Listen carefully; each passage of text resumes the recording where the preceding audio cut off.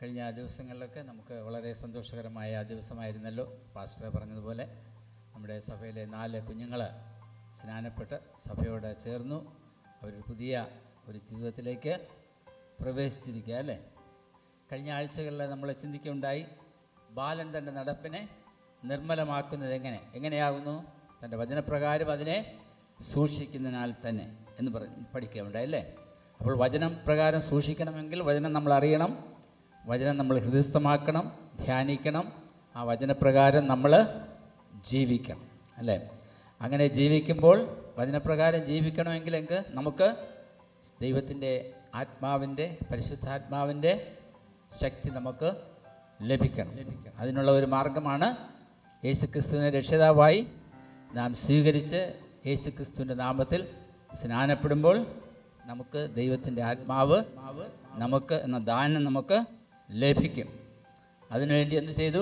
കഴിഞ്ഞ ദിവസങ്ങളിൽ റിയാൻ, സാം, സിയോണ ഇവരൊക്കെ യേശുക്രിസ്തുവിനെ രക്ഷിതാവായിട്ട് സ്വീകരിച്ച് അവർ എന്ത് ചെയ്തു? സ്നാനപ്പെട്ടു. അപ്പോൾ ദൈവത്തിൻ്റെ ആത്മാവ് അവർക്ക് ലഭിച്ചു കഴിയുമ്പോൾ എന്ത് ചെയ്യണമെന്നുള്ളത് കഴിഞ്ഞ ആഴ്ച നമ്മൾ ചിന്തിക്കുകയുണ്ടായി. ജെറിയിൽ കൂടെ നമ്മൾ കേട്ടു എന്തുവാ നമ്മുടെ ജീവിതത്തിൽ ഇനി എങ്ങനെയാണ് ഈ സ്നാനപ്പെട്ടതിന് ശേഷം ജീവിക്കേണ്ടെന്ന് എങ്ങനെയാകുന്നു എന്ന് നമ്മൾ കേൾക്കുകയുണ്ടായി അല്ലേ. 4 കാര്യങ്ങൾ പറഞ്ഞു. എന്തൊക്കെയാ? Prayer, righteousness, anointing and yielding. അപ്പം ഈ 4 കാര്യങ്ങൾ നമ്മളുടെ ജീവിതത്തിൽ നമ്മുടെ അനുദിന ജീവിതത്തിൽ നമ്മൾ കൊണ്ടുപോകണം. മുന്നോട്ട് കൊണ്ടുപോകുമ്പോഴാകുന്നു ലഭിച്ച ആത്മാവിൽ നമുക്ക് നടക്കാൻ സാധിക്കുന്നത് അല്ലേ. അതുപോലെ തന്നെ സജി പാസ്റ്ററിൻ്റെ മെസ്സേജിൽ നമ്മൾ കേൾക്കുകയുണ്ടായി എന്തുവാ? നമ്മുടെ അപ്പനെയും അമ്മയും നമ്മൾ ദീർഘായുസ്സോടെ ഇരിക്കേണ്ടതിന് അപ്പനെയും അമ്മയും ബഹുമാനിക്കുക അല്ലേ, അവർ പറയുന്നത് അനുസരിക്കുക. ഇതെല്ലാം നമ്മുടെ ജീവിതത്തിൽ നമ്മൾ പാലിക്കേണ്ട കാര്യങ്ങളാകുന്നു. അപ്പോൾ ഇതൊക്കെ നമ്മൾ പ്രാപിക്കണമെങ്കിൽ നമുക്കിപ്പം ദൈവത്തിൻ്റെ ആത്മാവ് നമ്മുടെ ഉള്ളിൽ ലഭിച്ചു. അപ്പോൾ അതിനെ അങ്ങനെ അങ്ങ് വെച്ചുകൊണ്ട് പോയാൽ മാത്രം പോരാ അല്ലേ. ലഭിച്ച ആത്മാവിനെ നമ്മൾ ഓരോ ദിവസവും അത് വളർത്തണം, ആത്മാവിൽ വളർന്നു വരണം. ഇനി എന്താ ചെയ്യേണ്ടത് എന്നുള്ളത് 1-2 കാര്യങ്ങൾ നിങ്ങളുമായി പങ്കുവയ്ക്കാനാണ് ഞാൻ ആഗ്രഹിക്കുന്നത്. നമ്മുടെ ജീവിതത്തിൽ നമ്മൾ യേശുവിനെ രക്ഷിതാവായി സ്വീകരിച്ചു, ദൈവത്തിൻ്റെ പരിശുദ്ധാത്മാവെന്ന ദാനം നമുക്ക് ലഭിച്ചു. പക്ഷേ ആ ലഭിച്ച ദാനം അവിടെ അതുപോലെ അങ്ങ് സൂക്ഷിച്ചാൽ പോരാ അല്ലേ. ആത്മാവിനെ കെടുക്കരുത് എന്ന് നമ്മൾ വചനത്തിൽ കൂടെ വായിക്കുന്നു അല്ലേ. ഒരു കുഞ്ഞ് ജനിച്ചു കഴിയുമ്പോൾ ആ കുഞ്ഞ് റിയാനും ഒക്കെ എത്രയാണ്? 900 ഗ്രാമും 1000 ഗ്രാമും എന്നൊക്കെയാണ് നമ്മൾ കേട്ടതല്ലേ. ഇപ്പം റിയാൻ എത്ര കിലോ ഉണ്ട്? 49. അപ്പോൾ എത്ര? 49 മടങ്ങ് ഇപ്പോൾ റിയാൻ വളർന്നു അല്ലേ. അതുപോലെ അത് ശാരീരികമായിട്ടുള്ള വളർച്ച ജനിച്ചപ്പോൾ മുതൽ എത്ര വയസ്സാണ്? 13 14 13 വയസ്സ്. 13 വയസ്സിൽ 49 മടങ്ങ് റിയാൻ വളർച്ച പ്രാപിച്ചു. അപ്പോൾ ഇന്നലെ മുതൽ, അല്ലെങ്കിൽ നമ്മൾ ബാപ്റ്റിസം എടുത്തത് മുതൽ നമ്മളൊരു പുതിയ സൃഷ്ടിയായിട്ട് മാറി. ഒരു പുതിയ ആത്മീക ജീവിതം നമുക്ക് ആരംഭിച്ചു. അപ്പോൾ ആരംഭിച്ചപ്പോഴെന്ത് ചെയ്യണം? ആത്മാവും അതുപോലെ നമ്മൾ ദൈനംദിനം വളരണം. അപ്പം ശാരീരികമായിട്ട് വളരുന്നതിന് എന്തൊക്കെ ചെയ്തു? ആദ്യം നമ്മൾ മദേഴ്സ് മിൽക്ക്, അത് കഴിഞ്ഞ് പശുവിൻ്റെ പാല്, അത് കഴിഞ്ഞ് കുറച്ചുകൂടെ കട്ടിയായിട്ടുള്ള ആഹാരം, ഫാരക്സ്, ഇങ്ങനെയുള്ള ആഹാരം നമുക്ക് ലഭിച്ചു. പിന്നെ ചോറ്, പിന്നെ അത് കഴിഞ്ഞ് കുറച്ചുകൂടെ കട്ടിയായിട്ടുള്ള ആഹാരം, മീൻ, ഇറച്ചി, മുട്ട, ഇങ്ങനെയൊക്കെയുള്ള ആഹാരം കഴിച്ച് നമ്മൾ ഇത്രയും വളർന്നു. അതുപോലെ തന്നെ നമ്മൾ ഇനിയും ലഭിച്ച ആത്മാവും അതുപോലെ നമ്മൾ വളരണം, ഘട്ടം ഘട്ടമായിട്ട് വളർന്നു വരണം. ഒരു വാക്യം ഇന്ന് ഞാൻ വായിക്കാം. 2 പത്രോസ് 3:18 വാക്യം മുന്നേ ഡിസ്പ്ലേ ചെയ്തേ. കൃപയിലും നമ്മുടെ കർത്താവും രക്ഷിതാവുമായ യേശുക്രിസ്തുവിൻ്റെ പരിജ്ഞാനത്തിലും വളരുവിൻ. ഇവിടെ അവൻ ഇപ്പോഴും എന്നേക്കും മഹത്വമാമൻ. അപ്പം ഇവിടെ നമ്മുടെ കർത്താവും രക്ഷിതാവുമായ യേശുക്രിസ്തുവിൻ്റെ കൃപയിലും പരിജ്ഞാനത്തിലും നമ്മൾ ദിനം തോറും വളർന്നു വരണം. യേശുക്രിസ്തുവിൻ്റെ കൃപയും ദൈവത്തെക്കുറിച്ചുള്ള പരിജ്ഞാനത്തിലും നമ്മൾ വളർന്നു വരുമ്പോഴാകുന്നു നമുക്ക് ലഭിച്ചിരിക്കുന്ന ആത്മീകമായിട്ടുള്ള ഈ ആത്മാവിനെ നമ്മൾ വളർത്തിക്കൊണ്ട് വരാൻ സാധിക്കുന്നത്. ഈ ആത്മാവ് ലഭിച്ച ദൈവാത്മാവ് നമ്മൾ വളർത്തണമെങ്കിൽ നമ്മൾ മാത്രം വിചാരിച്ചാൽ പോരാ, ദൈവത്തിൻ്റെ കൃപ നമുക്ക് വേണം, അല്ലേ? അതുപോലെ യേശു ക്രിസ്തുവിനെ കുറിച്ചുള്ള നല്ല പരിജ്ഞാനവും നമുക്ക് ഉണ്ടെങ്കിൽ മാത്രമേ ആ കൃപയിൽ നമ്മൾ ഉറച്ചു നിന്ന് മുന്നോട്ട് വളർന്നു വരുന്നതിനെ സാധിക്കത്തുള്ളൂ. അപ്പോൾ എങ്ങനെയാകുന്നു ഒരു ക്രിസ്തീയ വിശ്വാസി ദൈവകൃപയിൽ വളർന്നു വരുന്നത് എന്ന് ഒരു 3-4 കാര്യങ്ങൾ മാത്രം നിങ്ങളുമായി അല്പസമയം ചിന്തിക്കാനാണ് ഞാൻ ഉദ്ദേശിക്കുന്നത്. ഒന്നാമത്, നമ്മൾ കഴിഞ്ഞ പ്രാവശ്യം കേട്ടതുപോലെ ദൈവത്തിൻ്റെ ആത്മാവിൽ ദൈവവചനത്തിലൂടെ വളർന്നു വരണം, അല്ലേ? അപ്പോൾ ദൈവകൃപയിൽ അല്ലെങ്കിൽ ദൈവത്തിൻ്റെ പരിജ്ഞാനത്തിൽ നമ്മൾ വളർന്നു വരണമെങ്കിൽ ദൈവത്തെക്കുറിച്ചുള്ള അറിവ് നമുക്ക് അനുദിനം ലഭിക്കണം. അതെവിടെ കൂടെയാണ് ലഭിക്കുന്നത്? ദൈവ വചനത്തിൽ കൂടെയാകുന്നു ലഭിക്കുന്നത്. 1 പത്രോസ് 2:2 അധ്യായത്തിൽ ഇങ്ങനെ വാക്യത്തിൽ ഇങ്ങനെ കാണുന്നു, നവജാത ശിശുക്കളെ പോലെ വചനമെന്ന മായമില്ലാത്ത പാൽ കുടിപ്പാൻ വാഞ്ചിപ്പിൻ, അല്ലേ? അതിനാൽ നിങ്ങൾ രക്ഷയ്ക്കായി വളരേണ്ടതാകുന്നു എന്ന് നമ്മളവിടെ കാണുന്നു. അപ്പോൾ ഈ ശാരീരികമായ വളർച്ചയ്ക്ക് നമ്മൾ ആ പാൽ കുടിച്ച് വളരുന്നത് പോലെ ആത്മീകമായിട്ടുള്ള വളർച്ചയ്ക്കും നമ്മൾ എന്ത് ചെയ്യണം? വചനമെന്ന മായമില്ലാത്ത പാൽ കുടിച്ച് വളരണം. അപ്പം ആത്മീയ വളർച്ചയ്ക്ക് എന്താ ആവശ്യം? വചനത്തിൽ നമ്മൾ വളർന്ന് വരണം. ഒരു ജനിച്ച കുഞ്ഞ് ശാരീരികമായിട്ട് വളരുന്നത് പാൽ കുടിച്ച് വളർന്നു വരുന്നത് പോലെ ആത്മീകമായിട്ട് നമ്മൾ വളരുമ്പോൾ വചനമെന്ന മായമില്ലാത്ത പാൽ കുടിച്ച് നമ്മൾ വളരണം. കാരണം ഈ വചനം നാം ഹൃദയത്തിൽ, നമ്മൾ കഴിഞ്ഞ പ്രാവശ്യം കേട്ടതുപോലെ ആ ഹൃദയത്തിൽ നാം സംഗ്രഹിക്കുകയും ആ വചനം നമ്മൾ പഠിക്കുകയും ആ വചനം നമ്മൾ ധ്യാനിക്കുകയും അതുപോലെ നമ്മൾ വചനത്തെ നാം ജീവിതത്തിൽ പ്രാവർത്തികമാക്കുമ്പോഴാകുന്നു നമ്മൾ ആത്മീകമായിട്ട് നമ്മൾ വളരുന്നതിന് സാധിക്കത്തുള്ളൂ. അപ്പോൾ ദൈവത്തിൻ്റെ വചനം നമ്മുടെ ആത്മാവിൻ്റെ ആഹാരമാകുന്നു. ദിവസം നമ്മൾ വായിക്കുകയും ധ്യാനിക്കുകയും പഠിക്കുകയും ഒക്കെ ചെയ്യുന്നു. കേൾക്കുക മാത്രമല്ല, നമ്മുടെ ജീവിതത്തിൽ അത് പ്രാവർത്തികമാക്കണം. വചനപ്രകാരം നമ്മൾ ജീവിക്കണം. നമ്മൾ കഴിഞ്ഞ ദിവസങ്ങളിൽ പഠിക്കുകയുണ്ടായാലും വചനം നമ്മൾ പലപ്പോഴും നമ്മൾ തെറ്റിലേക്ക് പോകുമ്പോൾ നമ്മളെ ആ തെറ്റിൽ നിന്നും പിന്തിരിപ്പിക്കുന്നതിന്, നീ ഒരു തെറ്റായ വഴിയിൽ കൂടെ പോകുമ്പോൾ അങ്ങനെ പോകാൻ പാടില്ല എന്ന് നമ്മളെ നേരായ വഴിയിൽ കൂടെ നമ്മൾ നടത്തുന്നത് വചനമാകുന്നു, അല്ലേ? എൻ്റെ വചനം എൻ്റെ കാലിന് ദീപവും പാതയ്ക്ക് പ്രകാശവുമാകുന്നു, അല്ലേ? നമ്മെ നേരായ വഴിയിൽ നടത്തുന്നതിന് വചനം നമ്മൾ അനുദിനം പഠിക്കണം. അത് നമ്മൾ ഒരിക്കൽ ഒരു വചനം കാണാതെ പഠിച്ചു കഴിഞ്ഞാൽ സാധാരണ ഈ നമ്മുടെ പള്ളിയിൽ വന്ന് അല്ലെങ്കിൽ നമ്മുടെ പ്രയറിൽ വചനം കാണാതെ പഠിച്ചു, അടുത്ത 2 ദിവസം കഴിഞ്ഞ് പഠിച്ചത് എന്താണെന്ന് ഓർക്കുന്നുണ്ടോ? അല്ലേ? ഇപ്പോൾ എത്ര വചനങ്ങൾ തന്നെ കാണാതെ പറയാൻ പറ്റും കുഞ്ഞുങ്ങൾക്ക്? നമ്മൾ പഠിക്കുന്നു, ഇവിടെ പറയുന്നു, പിന്നെ അതങ്ങ് മറക്കുന്നു, അല്ലേ? അതല്ല, നമ്മൾ പഠിച്ച വചനങ്ങൾ നമ്മൾ ശരിക്കും ഹൃദയസ്ഥമാക്കി കഴിഞ്ഞാൽ ആ വചനപ്രകാരം നമ്മൾ ജീവിക്കുകയാണെങ്കിൽ ഒരിക്കലും ആ വചനം നമ്മൾ മറക്കത്തില്ല, അല്ലേ? അപ്പം വചനം കാണാതെ പഠിച്ച് അങ്ങ് പെട്ടെന്ന് മറന്നു പോകാനുള്ളതല്ല, അത് നമ്മുടെ ജീവിതത്തിലെന്നും അത് ഓർത്തിരിക്കണം. ഇടയ്ക്കിടയ്ക്ക് അത് നമ്മളത് റിപ്പീറ്റ് ചെയ്യണം. നമ്മൾ നടക്കുമ്പോഴും നമ്മൾ ജോലി ചെയ്യുമ്പോഴും പഠിക്കുമ്പോഴും ഒക്കെ ഈ വചനങ്ങളൊക്കെ നമ്മളുടെ മനസ്സിൽ ഓർമ്മ വരണം. നമ്മൾ പഠിക്കുന്ന കാര്യങ്ങളൊക്കെ നമ്മൾ എത്രമാത്രം ശ്രദ്ധിച്ചാണ് നമ്മൾ കാണാതെ പഠിക്കുന്നത്, ഓർത്തെടുക്കുന്നത്, അല്ലേ? പരീക്ഷയ്ക്കൊക്കെ അതുപോലെ തന്നെ വചനങ്ങളും നമ്മൾ പഠിക്കുന്നതിന് കൂടുതൽ പ്രാധാന്യം കൊടുക്കണം. എങ്കിൽ മാത്രമേ നമുക്ക് ആ വചനപ്രകാരം നമുക്ക് ജീവിക്കാൻ സാധിക്കത്തുള്ളൂ. യോശുവയുടെ പുസ്തകം 1-ാം അധ്യായത്തിൻ്റെ 8-ാം വാക്യത്തിൽ ഇങ്ങനെ വായിക്കുന്നു, ഈ ന്യായപ്രമാണ പുസ്തകം നിൻ്റെ വായിൽ നിന്ന് വിട്ടുപോകരുത്, രാവും പകലും അത് ധ്യാനിക്കണം. അപ്പം വചനം ഒരിക്കലും നമ്മുടെ ഹൃദയത്തിൽ നിന്നും നമ്മുടെ വായിൽ നിന്നും അത് വിട്ടുപോകരുത്. അത് ദിവസവും നമ്മൾ ധ്യാനിക്കുകയും അതനുസരിച്ച് ജീവിക്കുകയും ചെയ്യണം. അപ്പം ഭക്ഷണം ഇല്ലാതെ ഒരു വ്യക്തിക്ക് ആഹാരമില്ലാതെ നമുക്ക് ഒരു ദിവസമെങ്കിലും ജീവിക്കാൻ പറ്റുമോ? പറ്റത്തില്ല. കൂടിപ്പോയ ഒരു പക്ഷേ 1-2 ദിവസം നമ്മൾ ഫാസ്റ്റിംഗ് ഒക്കെ ഇന്നിരിക്കാം. എന്നാൽ നമ്മൾ ജീവിക്കണമെങ്കിൽ നമ്മുടെ ശരീരത്തിന് ആഹാരം എത്രമാത്രം ഇമ്പോർട്ടൻസ് ആണോ അതുപോലെ തന്നെയാണ് ആത്മീക വളർച്ചയ്ക്ക് വചനം ഇമ്പോർട്ടൻ്റ് ആണ്. രണ്ടാമത്തേത് ഒരു കാര്യം, പ്രാർത്ഥനയിലൂടെ വളരുക. ഒന്ന് ഞാൻ പറഞ്ഞു, വചനത്തിലൂടെ വളരുക, പ്രാർത്ഥനയിലൂടെ വളരുക. അല്ലേ? 1 തെസ്സലോനിക്കർ 5:17 ഇങ്ങനെ വായിക്കുന്നു, ഇടവിടാതെ പ്രാർത്ഥിപ്പിൻ. പ്രാർത്ഥിക്കുന്നത് നമ്മളെല്ലാവരും പ്രാർത്ഥിക്കുന്നുണ്ട്. അല്ലേ? എന്തോ പ്രാർത്ഥിക്കുന്നത്? ദൈവമേ ഞങ്ങൾക്ക് നല്ല ബുദ്ധി തരണേ, ആഹാരം തരണേ, നല്ല ഓരോ ആവശ്യങ്ങളൊക്കെ പറഞ്ഞ് പ്രാർത്ഥിക്കാറുണ്ടല്ലേ. എന്നാൽ ഇവിടെ നമ്മൾ ദൈവമായി ഈ പ്രാർത്ഥിക്കുന്നത് നമ്മുടെ കാര്യങ്ങൾ ദൈവത്തോട് പറഞ്ഞ് നമുക്ക് നേടിയെടുക്കുന്നതിന് വേണ്ടി മാത്രമല്ല. അല്ല പിന്നെന്തുവാണ്? ഈ പ്രാർത്ഥന എന്ന് പറയുന്നത് നമ്മളും ദൈവവുമായിട്ടുള്ള ഒരു കമ്മ്യൂണിക്കേഷനാണ്. അല്ലേ? നമുക്ക് നമ്മുടെ കാര്യങ്ങൾ ദൈവത്തോട് ഡയറക്റ്റായിട്ട് പറയുന്നതിനുള്ള ഒരു മാർഗമാണ്.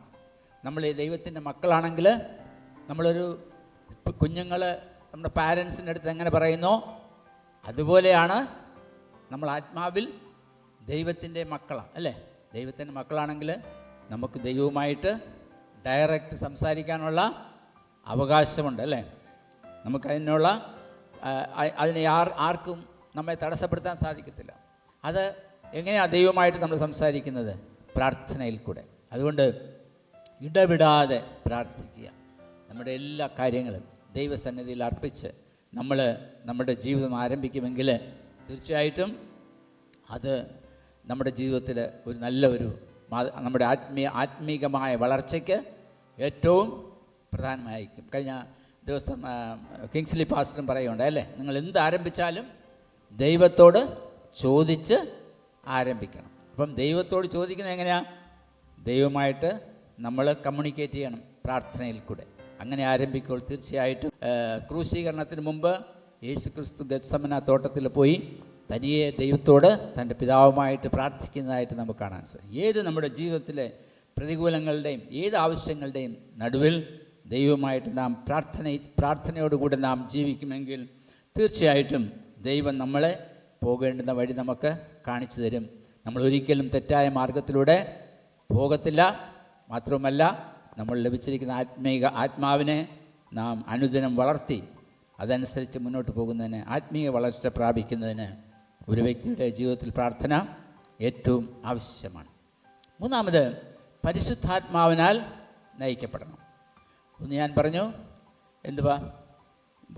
വചനത്തിൽ കൂടെ വളരണം, പ്രാർത്ഥനയിലൂടെ വളരണം, അതുപോലെ പരിശുദ്ധാത്മാവിനാൽ നാം നയിക്കപ്പെടണം.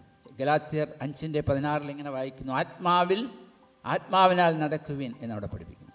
അപ്പോൾ പരിശുദ്ധാത്മാവ് നമ്മുടെ ഉള്ളിലുണ്ടെങ്കിൽ നാം എങ്ങനെ നടക്കണം, എങ്ങോട്ട് പോകണം, എവിടെ പോകണം, എന്ത് ചെയ്യണം, എന്ത് ചെയ്യരുത്, ഇതെല്ലാം നമ്മെ പഠിപ്പിക്കുന്നു. അല്ലേ? നമ്മൾ ചെയ്യേണ്ട കാര്യങ്ങൾ എന്താണെന്ന് നമ്മെ പഠിപ്പിക്കുന്നു. നമ്മളൊരു തെറ്റായ മാർഗത്തിലൂടെ പോകുമ്പോൾ പരിശുദ്ധാത്മാവ് നമ്മെ ശാസിക്കും. അല്ലെങ്കിൽ ഇന്ന വഴി പോകാൻ പാടില്ല, നീ ചെയ്യാൻ പാടില്ല. നമ്മൾ നേരായ വഴിയിൽ കൂടെ നമ്മെ നടത്തും. പരിശുദ്ധാത്മാവിൻ്റെ ശക്തി നമുക്ക് ലഭിക്കും. അതുകൊണ്ട് നമ്മുടെ ഏത് തീരുമാനങ്ങളിലും പരിശുദ്ധാത്മാവിൻ്റെ ശക്തിയിൽ, ഗലാത്യർ 5:16, പരിശുദ്ധാത്മാവിൻ്റെ ശക്തിയിൽ നാം മുന്നോട്ട് പോകുന്നതിന് സാധിക്കും. അപ്പം ഇതെല്ലാം ദൈവത്തിൻ്റെ ആത്മാവ് നമ്മളിൽ ഉണ്ടെങ്കിൽ ആ ആത്മാവിനനുസരിച്ച് ആത്മാവ് നമ്മെ പോകേണ്ടുന്ന വഴി നമുക്ക് കാണിച്ചു തരും. അല്ലേ? അതുപോലെ തന്നെ പരിശുദ്ധാത്മാവ് നമ്മുടെ ഉള്ളിലുള്ളപ്പോൾ നമ്മളൊരു വിശുദ്ധ ജീവിതം, നാലാമത് ഒരു വിശുദ്ധ ജീവിതം നാം നയിക്കേണ്ടത് ആവശ്യമാകുന്നു. അല്ലേ? പരിശുദ്ധാത്മാവ് നമുക്ക് ഉള്ളിലുണ്ടെങ്കിൽ മാത്രമേ ഒരു വിശുദ്ധ ജീവിതം നയിക്കാൻ സാധിക്കത്തുള്ളൂ. കാരണം ഈ ലോകത്തിൽ നമ്മൾ ജീവിക്കുമ്പോൾ നമുക്ക് ഒരുപാട് ടെംപ്റ്റേഷൻസ് ഉണ്ടാകും. അല്ലേ? ഇന്ന് അത് വേണം, ഇത് വേണം, അല്ലെങ്കിൽ ഇന്നത് ചെയ്യണം എന്നൊക്കെ ഉള്ള ഒരു ടെംപ്റ്റേഷൻസ് പലപ്പോഴും നമ്മെ തെറ്റിക്കുന്നതിന് ഇടയാകും. ഇപ്പം ഈ കുഞ്ഞുങ്ങളൊക്കെ കഴിഞ്ഞ ദിവസം ബാപ്റ്റിസം എടുത്തു, നല്ല തീരുമാനമെടുത്തു, ഞാൻ ഇനി യേശുക്രിസ്തുവിനെ രക്ഷിതാവായി സ്വീകരിച്ച് അതിനനുസരിച്ച് ജീവിക്കുമെന്നൊക്കെ നമ്മൾ തീരുമാനമെടുത്തിട്ടുണ്ട്. പക്ഷേ നമ്മെ തെറ്റിക്കുന്നതിന് വേണ്ടി സാത്താൻ ഇങ്ങനെ നിങ്ങളെ